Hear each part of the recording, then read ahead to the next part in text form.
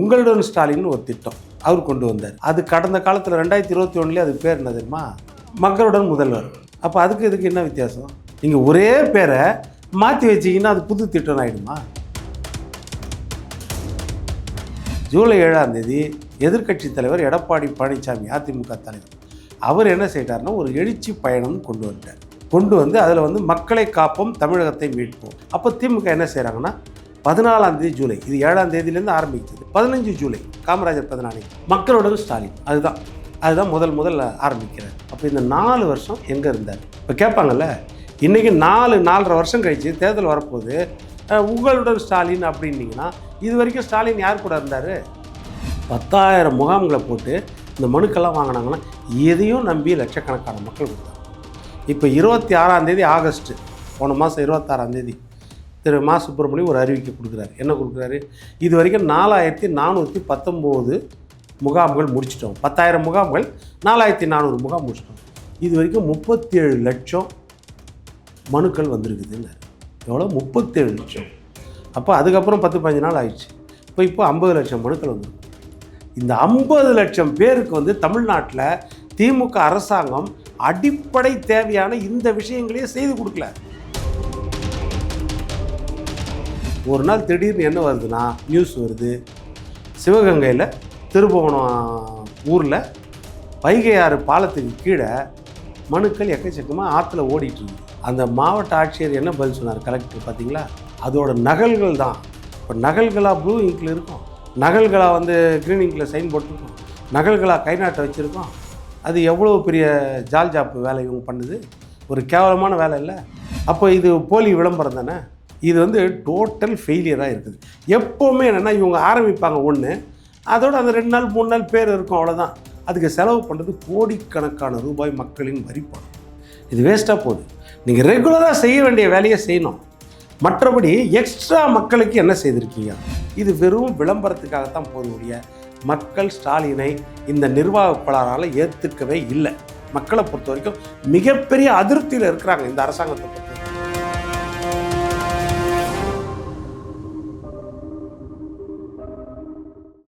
Sir வணக்கம். Sir வணக்கம் sir. பரபரப்பான இந்த அரசியல் சூழலில் திமுகவோட ஒரு சில விஷயங்களை பற்றி நம்ம இன்றைக்கி வந்து டிஸ்கஸ் பண்ண போகிறோம்.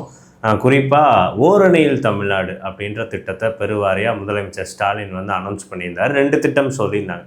ஆக்சுவலாக ஸ்டாலின் அவர்களோட நேம் வச்சு ஒரு திட்டம், அதுக்கப்புறமா உங்களுடன் ஸ்டாலின் ஒரு திட்டம், ஓரணியில் தமிழ்நாடு. மனுக்கள் வாங்கப்பட்டது எல்லாமே இந்த வைகை ஆத்தங்கரையில் வந்து ஒதுங்கின அந்த வீடியோ வந்து பார்த்துருப்போம். ஓரணியில் தமிழ்நாடு உண்மையிலே ஏதாவது இம்பேக்டை ஏற்படுத்தியிருக்கா அந்த திட்டம்? இல்லை, இப்போ ஓரணியில் தமிழ்நாடுன்றது வந்து உறுப்பினர் சேர்ப்பு திட்டம் அவங்களுக்கு. அதாவது ஜூலை 1ஆம் தேதி அவர் ஆரம்பித்து வச்சார். அது என்னென்னா ஒவ்வொரு வீடு வீடாக போய் உறுப்பினர் சேர்ப்பு, அவங்களுடைய ஆதார் கார்டு விளக்கங்கள், அப்புறம் ஒரு ஓடிபி வரும் அப்படின்னு சொல்லி சேர்க்குறது. அது உச்சநீதிமன்றமே இந்த மாதிரி ஓடிபின்றது வாங்கக்கூடாது அப்படின்னு சொல்லிடுச்சு. அது என்ன ஆச்சுன்னா டோட்டல் ஃபெயிலியர். ஏன்னா உறுப்பினர் சேர்ப்புன்றது என்ன அப்படின்னா, காலகாலமாக நம்ம என்ன பார்த்துருக்கோம், பேரறிஞர் அண்ணா காலத்துலேருந்து பார்த்தது என்னென்னா, அந்த தெரு முனையில் ஒரு முகாம் போடுவாங்க. ஒரு சாமியானவோ ஒரு பந்தல் போட்டு சேர் பெஞ்சு போட்டு அந்த வாலண்டியர்ஸ் உட்காந்துருப்பாங்க. கட்சி விருப்பப்படுறவங்க வந்து பேர் கொடுத்து உறுப்பினர் அட்டை உறுப்பினராக சேருது. நீங்கள் வீடு வீடாக போய் உறுப்பினர் சேர்ப்புன்றது அது எந்த வகையில்? நீங்கள் வந்து இந்த உதவி வாங்குறீங்களா, 1000 ரூபா வாங்குறீங்களா, உங்கள் பொண்ணுக்கு கிடைக்குதா, புதிய பெண்ணு இது கிடைக்குதா, அது கிடைக்குதான்னு கேட்டு அப்போ நீங்கள் ஓடிபி ஒன்று கொடுப்போன்னு சொல்லி அப்போ உறுப்பினர் சேர்ப்புறீங்கன்னா மாற்றுக் கட்சிக்காரங்களுக்கு எவ்வளோ கஷ்டமாக இருக்கும். இப்போ நீங்கள் வந்து கேட்கும்போது இல்லை நான் சேர மாட்டேன்னு எப்படி சொல்லுவாங்க? அப்போ பேருக்குனாலும் சரி வீடு தேடி வந்திருக்காங்க சேர்ந்துக்குவாங்கல்ல. அப்போ அது போலி உறுப்பினர் தானே பாதி பேர் சேரும். இது யதார்த்தத்துக்கு ஏதாவது செட் ஆகுமா? நீங்கள் கட்டாயப்படுத்தியில் சேர்க்குற மாதிரி ஆகிடும். அதாவது மறைமுகமாக உளவியல் ரீதியாக கட்டாயப்படுத்தி சேர்க்குற மாதிரி தானே.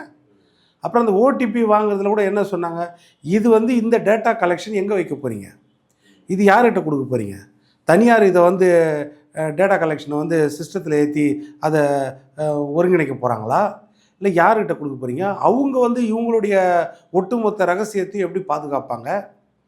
ஏன்னா நீங்கள் ஓடிபி கொடுத்துட்டிங்கன்னா நீங்கள் ஆதார் லிங்க்கில் வந்து எல்லாமே லிங்க் ஆகிக்குது. ரேஷன் கார்டுலேருந்து பேங்க் பாஸ்புக்லேருந்து ஐடிலேருந்து அத்தனையும் லிங்க் ஆகிருக்குது. அப்போது இது எந்தெந்த விஷயம் வெளியே போகும்னு யாருக்கு தெரியும்? இது எந்த உத்தரவாதம்? இது வந்து ஒரு ப்ரைவேட் செக்டாருக்கோ ஒரு வியாபார ஸ்தலமாக இருக்கிறவங்களுக்கோ இந்த டேட்டாவை கொடுக்க மாட்டாங்கன்னு நிச்சயம். அந்த தனியார் கட்சிக்காரங்கன்னா கொடுக்காம இருக்கலாம், மற்றவங்க கொடுத்துட்டாங்கன்னா. அதனால் இதெல்லாம் ஒரு சிக்கல்ன்றதுக்காக தான் அதில் வந்து சொன்னாங்க. அதுக்கப்புறம் இல்லை நாங்கள் வாங்கலை அப்படின்னாங்க. அது வந்து டோட்டல் ஃபெயிலியர் தான் அது. அடுத்தது பார்த்திங்கன்னா உங்களுடன் ஸ்டாலின்னு ஒரு திட்டம் அவர் கொண்டு வந்தார். அது கடந்த காலத்தில் 2021 அது பேர் என்ன தெரியுமா? உங்களுடன் ஸ்டாலின் மக்களுடன் முதல்வர். அப்போ அதுக்கு இதுக்கு என்ன வித்தியாசம்? நீங்கள் ஒரே பேரை மாற்றி வச்சிங்கன்னா அது புது திட்டம் ஆகிடுமா? நீங்கள் மக்களுடன் முதல்வர் 2021 ஆரம்பித்து நடத்திட்டு இருக்கீங்களே, அதோட அர்த்தம் என்னது? அதில் இருக்கிற திட்டங்கள் என்னது? என்னென்னா ஜூலை 7ஆம் தேதி, இப்போது 2 மாதத்துக்கு முன்னாடி ஜூலை 7ஆம் தேதி எதிர்க்கட்சி தலைவர் எடப்பாடி பழனிசாமி, அதிமுக தலைவர், அவர் என்ன செய்தார்னா ஒரு எழுச்சி பயணம் கொண்டு வந்துட்டார். கொண்டு வந்து அதில் வந்து மக்களை காப்போம், தமிழகத்தை மீட்போம் அப்படின்னு கொண்டு வந்தது. ஆரம்பத்தில் வந்து மேட்டுப்பாளையம், கோவையில் மேட்டுப்பாளையம், கவுண்டம்பாளையம் அங்கே ஆரம்பித்தது. அவர் தொடர்ந்து வர வர வர வர எக்கச்சக்கம் கூட்டம், ரெஸ்பான்ஸு ஆயிரக்கணக்கான லட்சக்கணக்கான மக்கள் ரெஸ்பான்ஸ் இருக்கிறாங்க. என்னதான் கூட்டு வந்தாலும் தொடர்ந்து ஒவ்வொரு கூட்டத்துக்கும் அந்த மாதிரி கூட்டு போக முடியாது. ஒரு மாநாடுக்கு நீங்கள் ஆட்களை வச்சு கூட்டு போவாங்க, எந்த கட்சியிலும் கூட்டு போவாங்க. ஒரு பொதுக்கூட்டத்துக்கு ஆட்களை வச்சு கூட்டு போவாங்க. இப்போ இன்றைக்கி எடுத்திங்கன்னா இன்றைக்கி புருஷோகத்தில் இருக்குது, ஒரு அரை மணி நேரத்தில் அண்ணா நகரில் கூட்டம், ஒரு அரை மணி நேரத்தில் பார்த்திங்கன்னா சேப்பாக்கம் திருவல்லிக்கேணி கூட்டம், அடுத்தது மயிலாப்பூரில் கூட்டம். இப்படி அரை மணி நேரத்துக்கு ஒரு தடவை ஒரு நாளைக்கு 3 இடத்துலையும் ஆயிரக்கணக்கான லட்சக்கணக்கான மக்கள் திரடுறாங்கன்னா அது கூட்டிகிட்டு வர முடியுமா அந்த மாதிரி? அப்போ தானாக வந்த கூட்டமும் எக்கச்சக்கமாக இருக்குது அந்த மக்கள்.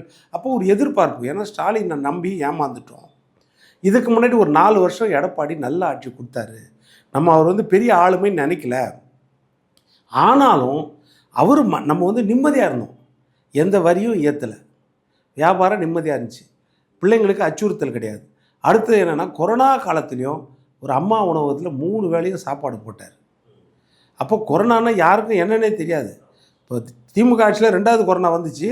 அப்போ எல்லாருக்கும் கொரோனானா என்னன்னு தெரியும். ஆஸ்பத்திரியில் 200 படுக்கார இருக்குதுன்னா 2000 பேர் வந்துடுறா படுக்கிறதுக்கு. படுக்கை கட்டமைப்பு கிடையாது அந்த நேரத்தில். அந்த கட்டமைப்பெல்லாம் விஸ்திரப்படுத்தி டாக்டர்களை நியமித்து, நர்ஸுகளை நியமித்து, மருத்துவ பணியாளர்களை நியமித்து, அவங்களுக்கு அந்த ஆப்ரன் கொடுத்து, அவங்களுக்கும் பயம் இருக்கும், உயிர் பாதுகாப்பு வேணும்ல, அவங்களுக்கும் பயம் இருக்கும். ஏன்னா கொரோனானா என்னன்னு தெரியாது, காற்றுலேயே வந்து மாதிரி வந்து அழிச்சிட்டு போகுது. அப்போ ஒரு தெருவில் ஒருத்தருக்கு பாதிப்பு ஏற்பட்டாலும் அந்த முனையில் தகரத்தை அடித்து மொத்த தெருவுக்கும் மூடிடுவாங்க. அவ்வளோ பயம் இருந்துச்சு. அந்த செகண்ட் கொரோனாவில் வந்து ஓரளவு கட்டமைப்பு வந்துச்சு, தடுப்பூசி வந்துருச்சு ஸ்டாலின் ஆட்சிக்கு வரும்போது. ஃபஸ்ட்டு கொரோனா தான் ரொம்ப சேலஞ்சிங். அதை ஃபேஸ் பண்ணவர் எடப்பாடி பழனிசாமி. அதை ஃபேஸ் பண்ணி அந்த கட்டுப்படுத்தி ஆல் இண்டியா லெவல்லே சொன்னாங்க, இந்தியாவிலே தமிழ்நாடு வந்து இதில் ஒரு முன்னோடி மாநிலமாக இருந்துச்சு, அப்படி நல்லா நிர்வாகம் பண்ணாங்க. அதே மாதிரி அரசாங்கத்துக்கு ஒரு நயா பைசா வருமானம் கிடையாது. ஆனால் அரசு ஊழியர்கள் லட்சக்கணக்கானவர்களுக்கு ஆண்டு இறுதியில் 31ஆம் தேதியே அவங்க அக்கௌண்ட்டில் காசு போச்சு, சம்பளம் போச்சு. அது தமிழ்நாட்டில் தான் மெயினாக போச்சு. இப்போ இதெல்லாம் வந்து அந்த காலத்தில் செய்தார். அப்படிங்கும்போது அந்த மக்கள் என்ன எதிர்பார்க்குறேன்னா, ஐயோ இந்த மனுஷனை நம்ம கோட்டை விட்டோமே, சரி மறுபடியும் இவருக்கு வாய்ப்பு கொடுக்கணும். அப்போ இயற்கை இதை பார்த்த உடனே அவங்களுக்கு தெரிஞ்சிச்சு. ஏன்னா உளவு பிரிவு ரிப்போர்ட் கொடுக்கல ஆளுங்கட்சிக்கு. அப்போ திமுக என்ன செய்கிறாங்கன்னா 14ஆம் தேதி ஜூலை, இது 7ஆம் தேதியிலேருந்து ஆரம்பிச்சது, 14 ஜூலைக்கு என்ன செய்கிறாருன்னா 15 ஜூலை காமராஜர் 14 மக்களுடன் ஸ்டாலின், அதுதான் முதல் ஆரம்பிக்கிறார். அப்போது என்னன்னா அதில் நகர்ப்புறத்தில் 13 துறை, 13 டிபார்ட்மெண்ட்லேருந்து 43 பிரச்சனைகள், கிராமப்புறத்தில் 15 டிபார்ட்மெண்ட்லேருந்து 46 பிரச்சனைகள். என்னென்னா பிறப்பிறப்பு சான்றிதழ் வாங்குறது, பட்டா மாற்றம் செய்கிறது, உங்களுக்கு உங்கள் கட்டட அனுமதி கொடுக்கல அப்படின்னா, அப்புறம் ரேஷன் கார்டில் திருத்தமா, ஆதார் கார்டில் திருத்தமா, அப்புறம் வந்து முதியோர் பென்ஷனு, விதவை பென்ஷனு, திருமணமாகாத பெண்களுக்குரிய பென்ஷன் உதவித்தொகை, மாற்றுத்திறனாளிகள் உதவித்தொகை, இதெல்லாம் போட்டு இந்த பெண்கள் உரிமை தொகை, இது எல்லாமே சேர்த்து 46 பிரச்சனைகளை போட்டு, அதை மின்சார கட்டணத்தில் பேர் மாற்றம் பண்ணல, இல்லை புது மின் இணைப்பு கொடுக்கல, இதையெல்லாம் போட்டு இதெல்லாம் நீங்கள் வந்து மனு கொடுங்க, நாங்கள் முகாம் நடத்துகிறோம், நாங்கள் வந்து 45 நாளில் இதுக்கு தீர்வு கண்டு. அப்போ இந்த 4 வருஷம் எங்கே இருந்தார்? இப்போ கேட்பாங்கல்ல, இன்றைக்கி 4.5 வருஷம் கழித்து தேர்தல் வரப்போகுது, உங்களுடன் ஸ்டாலின் அப்படின்னீங்கன்னா, இது வரைக்கும் ஸ்டாலின் யார் கூட இருந்தார்? இப்போ இவர் போட்ட திட்டம்லாம் ரெகுலராக அந்தந்த டிபார்ட்மெண்ட்டில் செய்யக்கூடிய வேலை. அது நீங்கள் வந்து சேவை புரியும் சட்டத்தின் பிரகாரம் பார்த்தாலே 30 நாளில் 45 நாளில் இதெல்லாம் முடிச்சிருக்கணும். ஆன்லைனில் சேவை மையத்திலே நீங்கள் அப்ளை பண்ணால் இதெல்லாம் முடிச்சிருக்கணும். இல்லைனா அவங்க மேலே நீங்கள் வழக்கே போடலாம். அப்படின்ற திட்டத்தில் வந்து 4 வருஷம் நீங்கள் தூங்கிட்டு இப்போ வந்து நான் செய்து கொடுக்குறேன்னு என்ன அர்த்தம்? சரி கொடுத்துட்டீங்க. அதை போட்டு எவ்வளோ 10,000 முகாம் 10,000 முகாம்களை போட்டு இந்த மனுக்கெல்லாம் வாங்கினாங்கன்னா எதையும் நம்பி லட்சக்கணக்கான மக்கள் கொடுத்தாங்க. இப்போ 26 ஆகஸ்ட் போன மாதம் 26 திரு மா சுப்பிரமணியம் ஒரு அறிவிக்கை கொடுக்குறாரு. என்ன கொடுக்குறாரு? இது வரைக்கும் 4419 முகாம்கள் முடிச்சிட்டோம். 10,000 முகாம்கள் 4400 முகாம் முடிச்சிட்டோம். இது வரைக்கும் 37 லட்சம் மனுக்கள் வந்திருக்குதுன்னாரு. எவ்வளோ? 37 லட்சம். அப்போ அதுக்கப்புறம் 10-15 நாள் ஆயிடுச்சு. இப்போ 50 லட்சம் மனுக்கள் வந்திருக்கும். இந்த 50 லட்சம் பேருக்கு வந்து தமிழ்நாட்டில் திமுக அரசாங்கம் அடிப்படை தேவையான இந்த விஷயங்களையே செய்து கொடுக்கல. 50 லட்சம் பேர் தமிழ்நாட்டில் மனு கொடுத்துருக்காங்க. மொத்தமே 8 கோடி மக்கள் தான். 50 லட்சம் பேருக்குன்னா அவங்க குடும்பம் நீங்கள் பார்த்தீங்கன்னா 2 கோடி ஆகிடும். ஒரு குடும்பத்தில் 4 பேர்னா கூட 50 லட்சம் பேருக்கு நீங்கள் செய்து கொடுக்கலன்னா இன்னும் மனு கொடுக்காதவங்க எத்தனை பேர் இருப்பாங்க? வெறுத்து போய். அப்போ 50 லட்சம் பேருக்கு நீங்கள் தீர்வே கொடுக்கல. அவ்வளோ ஆர்வமாக இதை பார்த்துட்டு இருக்காங்க. ஒரு நாள் திடீர்னு என்ன வருதுன்னா நியூஸ் வருது, சிவகங்கையில் திருபுவனம் ஊரில் வைகை ஆறு பாலத்துக்கு கீழே மனுக்கள் எக்கச்சக்கமாக ஆற்றுல ஓடிட்டுருக்குது. அது அங்கே இருக்கிற இளைஞர்களோ அவங்க பார்த்து என்ன இது கட்டுக்கட்டாக பேப்பருங்க போத அப்படின்னு எடுத்து போட்டால் எல்லாமே வந்து உங்களுடன் ஸ்டாலின் அந்த மனுக்கள் எல்லாமே ப்ளூ இங்கில் அவங்க மக்கள் எழுதுனது, பாமர மக்கள் எழுதுனது.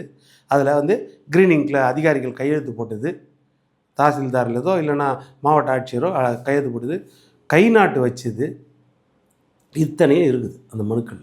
அப்புறம் புகார் தெரிவித்து வந்த அந்த மனுக்களை வாங்கி போய் அந்த மாவட்ட ஆட்சியர் என்ன பதில் சொன்னார் கலெக்டர் பார்த்தீங்களா? 6 மனு வந்து இதில் பட்டா மாற்றுறதுக்கு, ஒரு 7 மனு வந்து மாவட்ட ஆட்சியர்கிட்ட மாவட்ட ஆட்சியர் அலுவலகத்தில் கொடுத்தது அதோட நகல்கள் தான். இப்போ நகல்களாக ப்ளூ இங்கில் இருக்கும், நகல்களாக வந்து க்ரீன் இங்கில் சைன் போட்டிருக்கோம், நகல்களாக கை நாட்டை வச்சுருக்கோம். அது எவ்வளோ பெரிய ஜால்ஜாப்பு வேலை இவங்க பண்ணுது, ஒரு கேவலமான வேலை இல்லை. அதுக்கப்புறம் என்ன செய்கிறாங்க? நாங்கள் நடவடிக்கை எடுப்போம் அப்படின்றாங்க. எங்கள் அலுவலகத்துலேருந்து காணாமல் போயிடுச்சு, அது யார் எடுத்துகிட்டு போனால் அதுக்காக நான் இன்வெஸ்டிகேஷன். அப்போ அலுவலகத்துலேயும் உங்களுக்கு பாதுகாப்பு இல்லாத நிலைமை. அப்போ சட்டம் ஒழுங்கு எந்த அளவுக்கு இருக்குது தமிழ்நாட்டில்? இப்போ இதெல்லாம் ஒரு கேள்விக்குறி.